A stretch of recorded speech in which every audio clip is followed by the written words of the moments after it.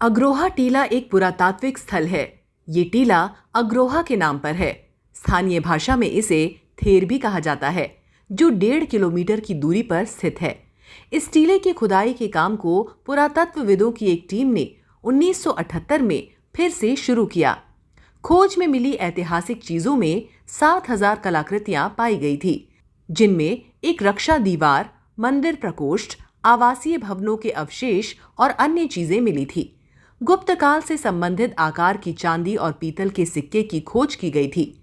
अन्य खोजों में अर्धकीमती पत्थर, लोहे और तांबे के औजार, रेत की मूर्तियां और बर्तन खिलौनों जैसी कलाकृतियां बड़ी संख्या में मिली थी।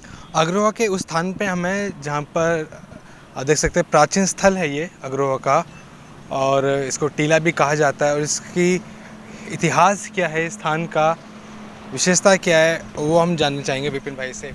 अखिल भारतीय अग्रवाल सम्मेलन के प्रतिनिधियों की कई बैठकें इस मामले में हो चुकी हैं।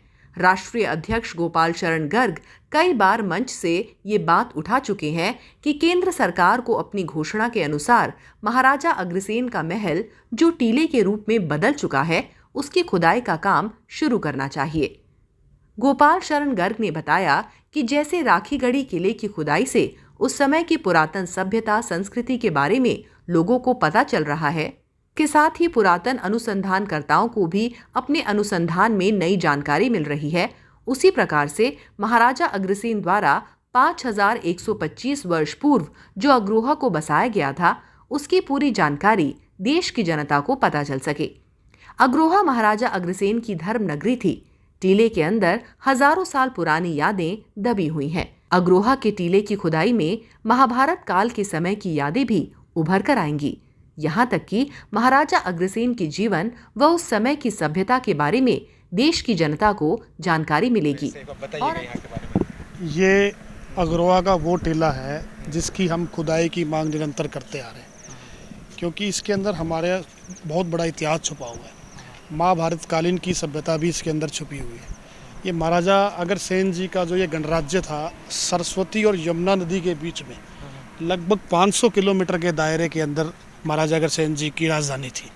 तो ये टीले के अंदर हमारे ऐतिहासिक, इसके अंदर बहुत प्रमाण है जिससे हमारी इतिहास का ये पता लगे कि हमारे क्या। अभी सरकार ने राखीगढ़ी की खुदाई शुरू करवाई है, यहीं पास में ही है। मैंने अभी आदरणीय गोपाल शरण गर्ग जी ने भी ये मांग की कि राखीगढ़ी भी अग्रोहा गणराज्य का हिस्सा था, क्योंकि 500 किलोमीटर के एरिए में ये बसा हुआ है। महाराजा अग्रसेन जी की राजधानी बसी हुई थी।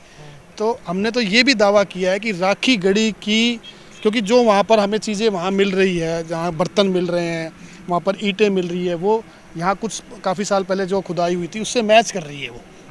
तो हम निरंतर इसकी खुदाई की मांग कर रहे हैं ताकि हमारा इतिहास और निकल के आए।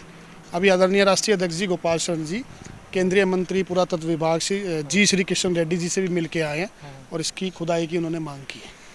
पहले भी इस पे खुदाई करी होगी, तो पहले भी क्या क्या मिला था? पहले इसमें खुदाई हुई है, बहुत सी चीज़ें पुरातत्व विभाग के पास है भी, लेकिन वो खुदाई कुछ समय के बाद बंद कर दी गई थी। इसीलिए हम बार बार इनसे निवेदन कर रहे हैं कि इसकी खुदाई दोबारा से शुरू की जाए। देख सकते हैं पूरा जंगल एरिया है ये, और प्राचीन टीला है ये अग्रोहा का, और कई सारे लोग यहाँ पे शाम को मतलब देखने के लिए भी आते हैं।